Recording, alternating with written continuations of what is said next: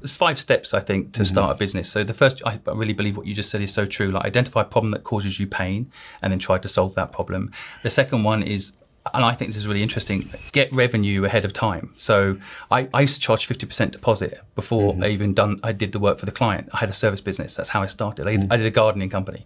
And I charged 50% in advance, and that paid for me to do the work. And then the other 50% was my profit. So that kind of cash flow management side. Do you think the third step, do you see in your path? Then just you find people that believe in your idea and come, who are as excited about what you're doing. And if you've got a good, small team, it could maybe just 2 or 3 of you, then anything's possible. I mean, it's, so I think surrounding yourself with the right people is key.